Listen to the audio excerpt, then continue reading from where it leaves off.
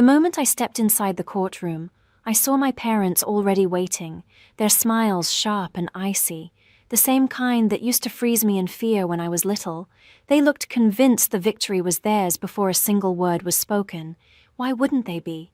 To the world, they were the dazzling Whitmores from television, adored, admired, untouchable, while I was merely the daughter they'd discarded 2 decades earlier.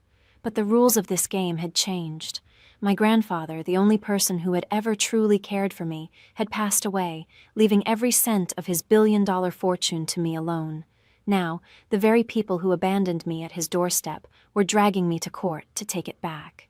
Standing before the judge, I could feel my pulse beating so loud it seemed to echo off the marble walls.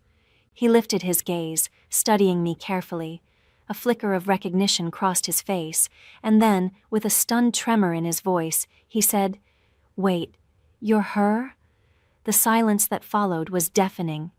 My parents' polished confidence fractured as the truth they'd buried for years began to surface. I was only 5, the day they vanished from my world.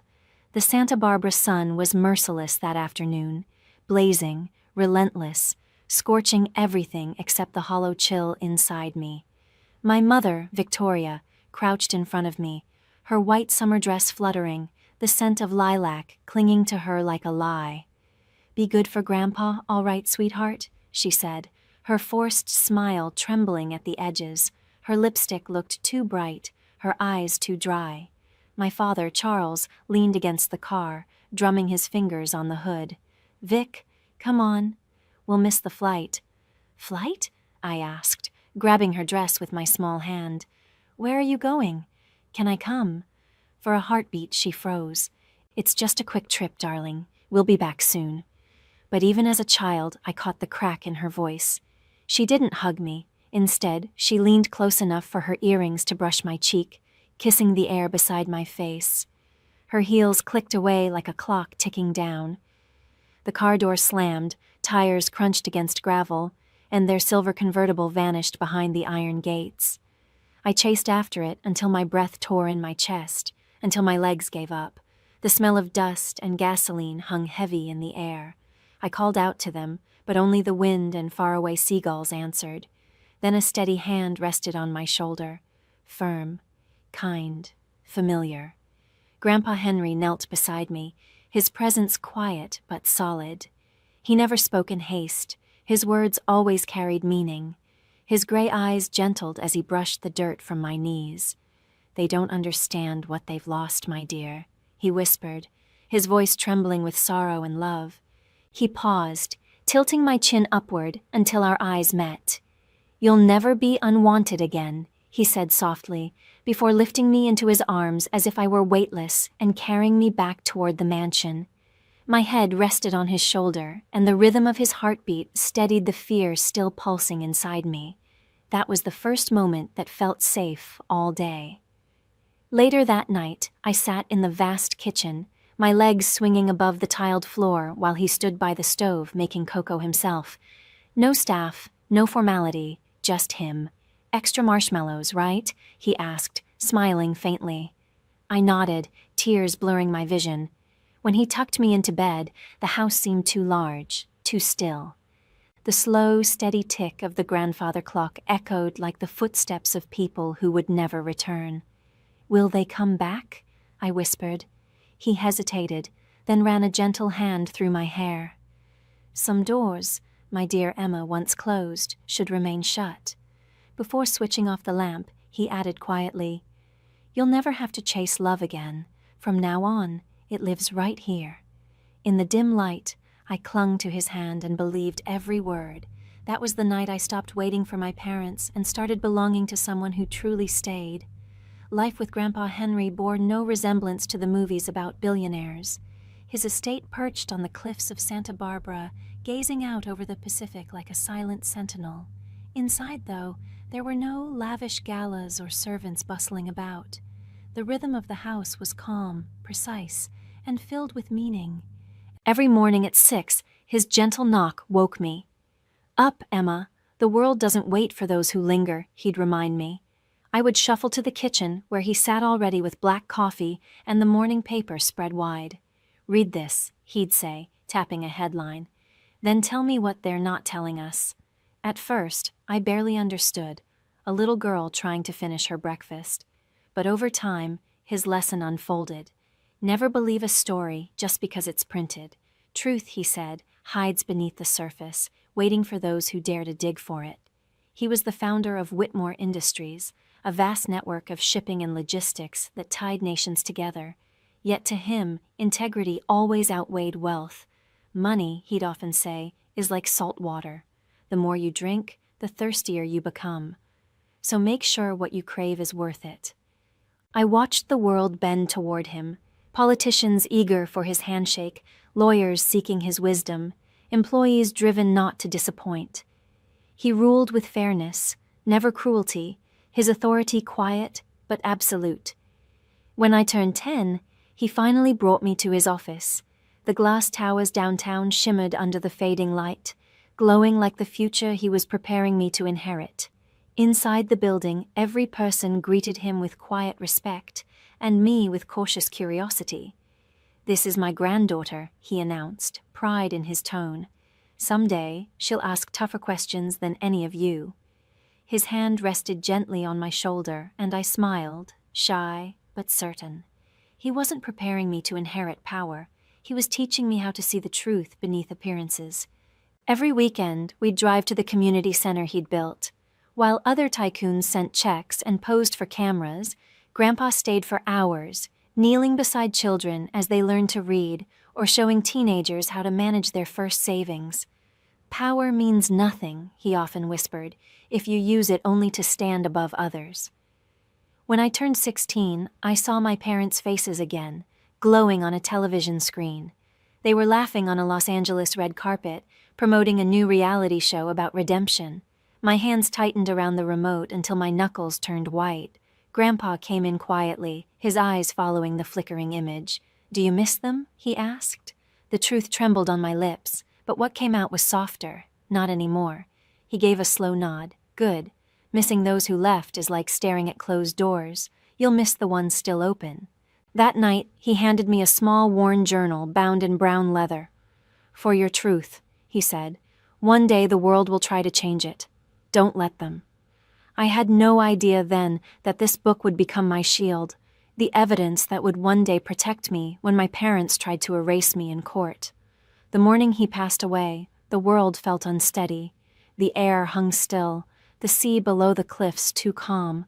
I found him in his study, his head bowed over his desk, glasses still perched above an open page. The final line he'd written read, "Truth, in the wrong hands, turns to poison." I didn't cry at first.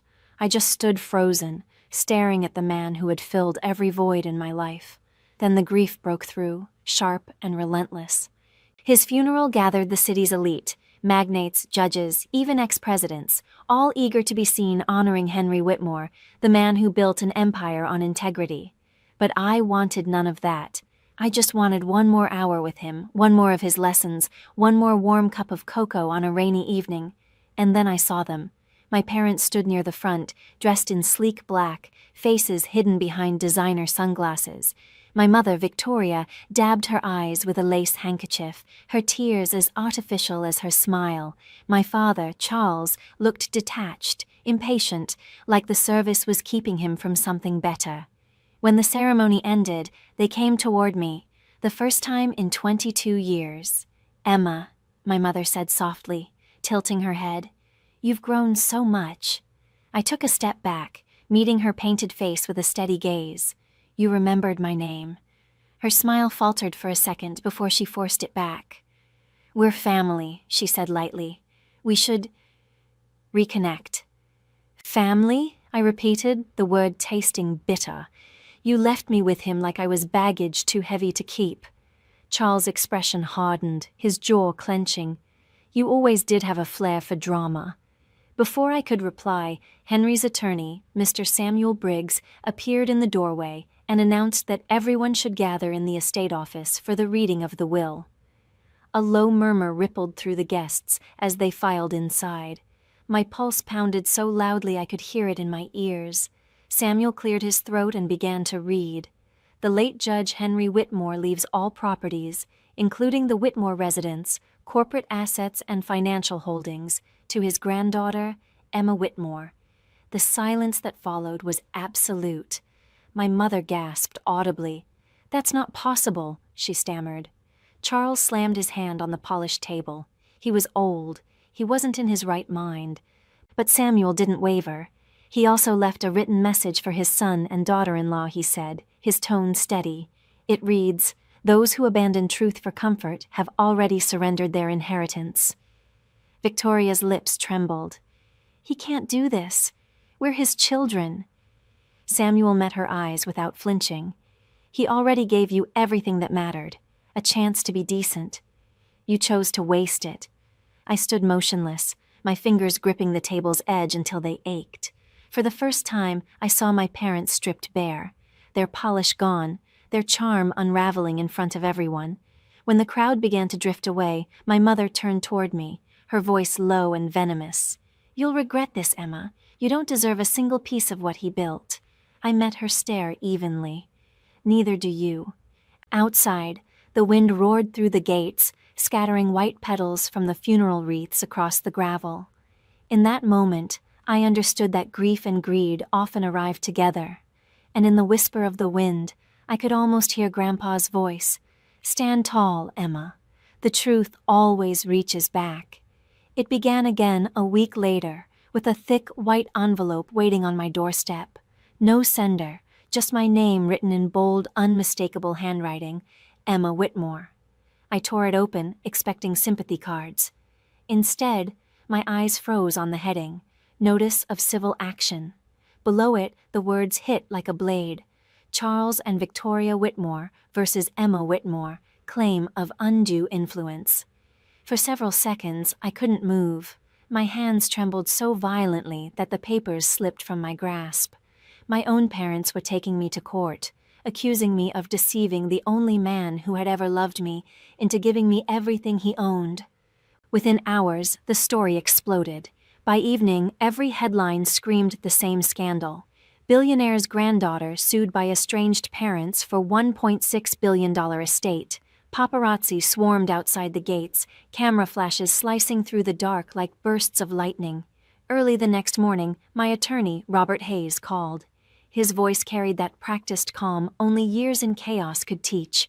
"Emma, they're moving quickly. The filing's in Los Angeles County. Your father still has friends there." "Of course he does," I muttered. "He always had power, just never the kind that counted." Later that day, I met Robert in his downtown office. He pushed a stack of documents across the desk. "They're alleging you cut off your grandfather's visitors, interfered with his medical care, and pressured him to change his will." A sharp laugh escaped me. Controlled access? He was protecting me from them, not the other way around. Robert exhaled slowly. "I've handled ugly estate disputes, but parents suing their own daughter? That's a first." "They're not my parents," I said, my voice barely above a whisper. "They're strangers tied to me by DNA." Still, my thoughts drifted to Grandpa's final weeks, the soft-spoken dinners, his weary smile, the tremor in his hand when he signed letters. Did he foresee this coming? Maybe that's why he left the journal. Maybe he knew I'd need it. 2 days later, as I left a cafe, a tabloid reporter lunged forward, cameras flashing. "Emma, did you manipulate your grandfather? Did you threaten him?"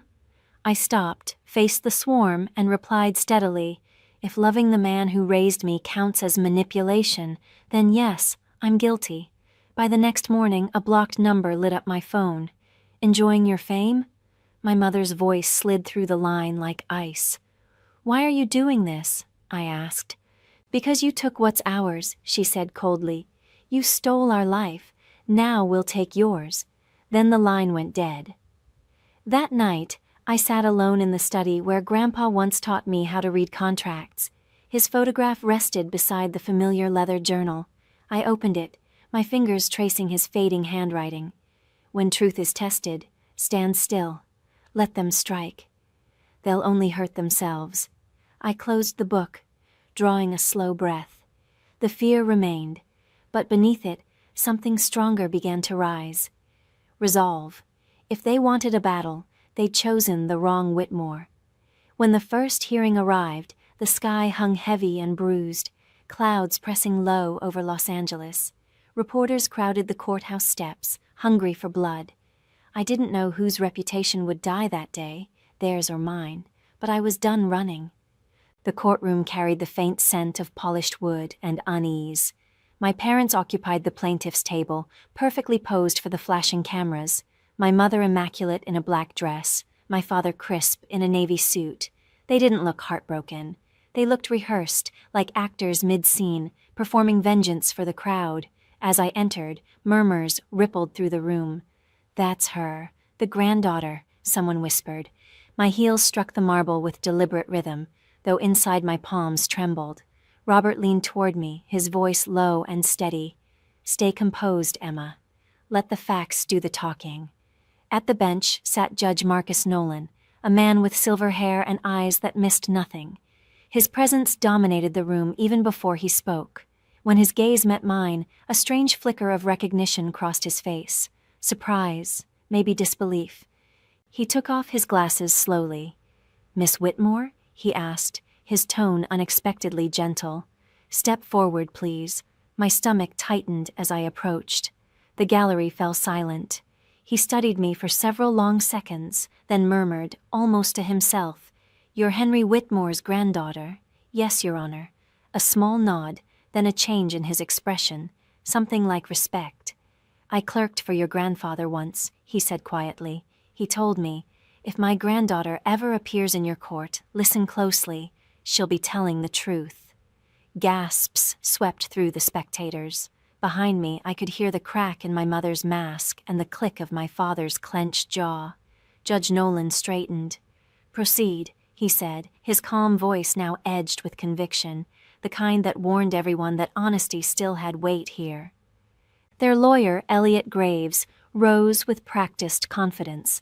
"Your Honor," he began silkily, "this young woman isolated her elderly grandfather, interfered with his medical care, and coerced him into revising his will.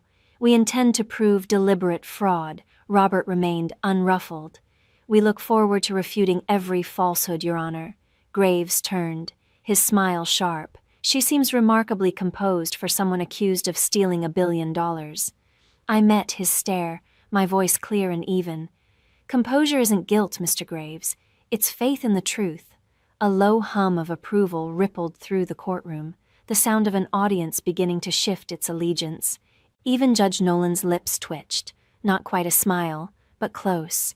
Once testimony began, my parents' team threw everything they had: distorted emails, clipped phrases from staff reports, fragments of old correspondence twisted out of context. Each time, Robert met them head-on with clean records, precise timelines, and witnesses whose loyalty to my grandfather's integrity never wavered.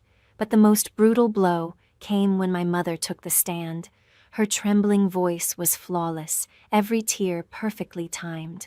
"We only wanted to reconnect with our daughter," she said, pressing a tissue delicately to her cheek. "But Emma pushed us away. She cut us off from Dad.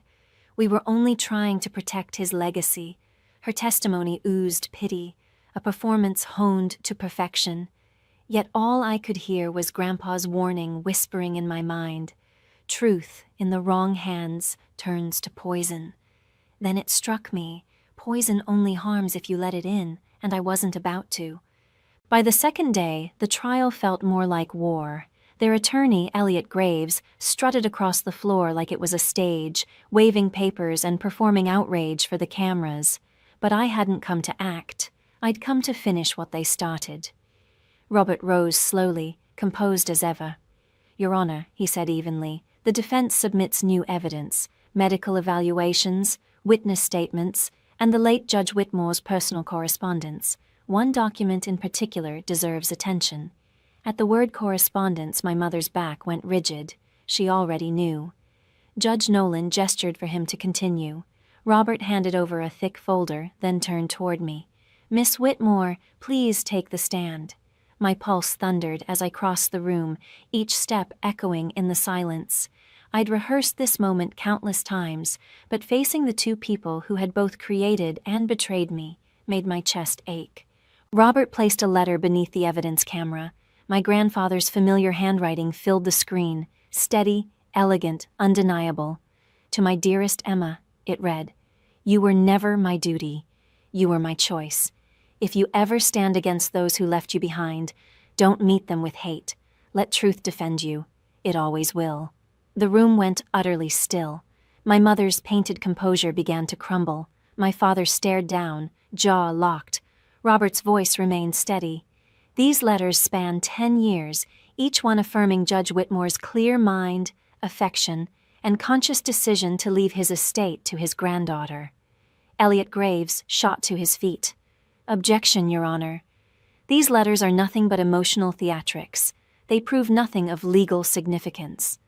"Overruled," Judge Nolan said, his voice sharp and final. "The decedent's intent is exactly what this court is here to determine. Continue, Mr. Hayes." Robert gave me a subtle nod. My signal. I reached into my bag and withdrew the leather journal Grandpa had gifted me on my 16th birthday. Its edges were frayed, the spine cracked, each page softened by years of turning. "This," I said quietly, "was my grandfather's personal diary. He wrote in it every night until the week he passed." Flipping to the final entry, I steadied my voice. The ink had faded slightly, but the handwriting was strong. "My son and his wife live for appearances. My granddaughter lives for truth. The estate must belong to her, not as a reward, but as protection. She carries my conscience where I no longer can." The silence that followed felt sacred, almost holy. Then my mother's composure shattered. "He was sick," she cried, leaping from her chair. "He didn't know what he was saying. She manipulated him." The gavel came down with a sharp crack. "Mrs. Whitmore, sit down," Judge Nolan ordered. Her words bounced off the wooden walls and dissolved into nothing. I turned toward her, the woman who gave me life but never love, and spoke softly. "No one manipulated him, Mother. He just finally saw you for who you really are. For the first time in years, I felt the truth settle inside me like armor. I wasn't their pawn anymore. I was Henry Whitmore's granddaughter. By the third day, time itself seemed to drag. Every cough, every whisper, every shifting chair echoed like thunder." I sat at the defense table, fingers locked tightly together, eyes forward. Across the aisle, my parents whispered frantically to their lawyer, their practiced confidence crumbling. Then the door opened. Judge Nolan entered, robes sweeping, his face unreadable. Instantly, the room stilled. He took his seat, adjusted the papers before him, and glanced at me, and for just a heartbeat, I thought I saw pride flicker in his eyes. "This court," he began, his voice calm but unyielding, "has examined all testimony, documents, and correspondence of the late Judge Henry Whitmore. What stands before me is not evidence of coercion, but of greed, misplaced and deliberate." A low stir spread through the gallery. My father's jaw clenched, my mother's fingers trembled visibly. "The plaintiffs," Judge Nolan continued, "have failed to prove undue influence. On the contrary, the record shows clear intent, mental soundness, and deliberate judgment by the deceased." He paused, letting his words hang in the charged air. "Therefore, the court dismisses the plaintiff's claims in full. The will of Judge Whitmore stands. The estate belongs to Miss Emma Whitmore." For a single, suspended heartbeat, the courtroom was utterly still. Then came the rush, pens scratching, cameras flashing, reporters gasping for sound bites. I didn't move. My heartbeat thundered in my ears, drowning out everything else. Judge Nolan turned his gaze toward my parents. "Justice," he said evenly, "does not belong to blood. It belongs to truth." The words hit like a blow. My father sank into his chair, shoulders collapsing beneath invisible weight. My mother stared blankly at the floor, her lips parted but empty of words. The gavel struck once, a sharp, final crack that sounded like the last shot of a long battle. When I rose, my legs trembled. Robert placed a reassuring hand on my shoulder. "It's over," he murmured. "You did it." But victory didn't taste like triumph. It felt like ash, the quiet that comes after a storm, when the smoke still hangs heavy. As I turned to leave, my mother's hand shot out and clamped around my wrist. Her nails bit into my skin. "You think this makes you better than us?" she spat. "You'll regret this, Emma. You'll end up alone, just like him." I looked straight at her, my voice steady. I'd rather be alone than hollow. I pulled free. Outside, sunlight flooded the courthouse steps, fierce and blinding, a light that felt like cleansing. The press surged forward, microphones thrust toward me, voices overlapping in a blur of noise. How does it feel to win? What will you do with the money? I paused halfway down the stairs, the wind off the Pacific tugging at my hair. It wasn't about money, I said quietly, just enough for every camera to hear. It was about truth. That night, I sat in the study beneath Grandpa's portrait, the verdict papers resting beside me. I whispered into the silence, "You were right, Grandpa. Truth really does have long arms." And today, it finally reached back. Weeks drifted by after the ruling, but peace didn't come easy. The media frenzy faded, the headlines moved on, yet the quiet that followed felt louder than ever. The estate was legally mine, the mansion on the cliffs, the companies, the fortune, but it all seemed hollow without him. The house felt more like a monument than a home. At night, I wandered its long corridors, past oil portraits and echoing floors, and could almost hear his voice woven into the stillness. Power means nothing if you can't live with your conscience. For the first time, I slept without fear, though not without sorrow. Then one evening, as the sun bled into the Pacific and painted the horizon in deep red light, my phone rang. An unfamiliar number glowed on the screen. I hesitated before answering. "Hello?" A pause, then a voice, fragile, shaking. "Emma?" It was my father, and for a moment I forgot how to breathe. The same man who had thundered accusations across a courtroom now spoke in a voice barely above a whisper, fragile, almost breaking. I read the journal," he said, the words halting. "Your grandfather's entries." I didn't want to believe them, but I couldn't stop reading. His breath hitched. He wrote that I lost my way, that I stopped being his son long before the will was signed. I closed my eyes. "He also wrote that it's never too late to do what's right," I said quietly. There was a pause, then a trembling exhale. "I don't deserve forgiveness, Emma, but I needed you to know. I'm sorry. For everything. For leaving you. For blaming you. For becoming the kind of father he warned you about." His words hung there, fragile, sincere, and unbearably human. Neither of us spoke for several long seconds.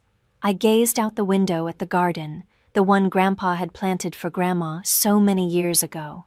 The breeze rustled through the roses, and for the first time in a long while, the silence felt peaceful. "I don't know if I can forgive you," I finally whispered, "but I know Grandpa would have wanted me to try." He drew a shaky breath. "I'll take that. It's more than I deserve."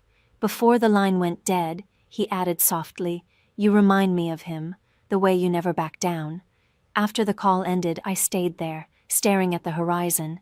The world had gone still again, but not with grief this time. With calm, with healing. I stepped outside barefoot, feeling the cool grass beneath my feet. The sun had slipped beneath the ocean, leaving the estate bathed in warm, golden light. In my hands, I carried Grandpa's journal. Turning to its final page, I read the words that had outlived him. "True justice isn't found in courtrooms, but in the hearts of those who keep believing in it." Tears finally came, soft and unhurried. "I believe, Grandpa," I whispered. "I always will." And in the hush of the evening breeze, I could almost hear his reply, gentle, proud, at peace. "Then I can finally rest, my girl." As the ocean wind drifted through the roses, it struck me with quiet clarity. Justice had been won long ago, but forgiveness, that was the real inheritance he'd left behind.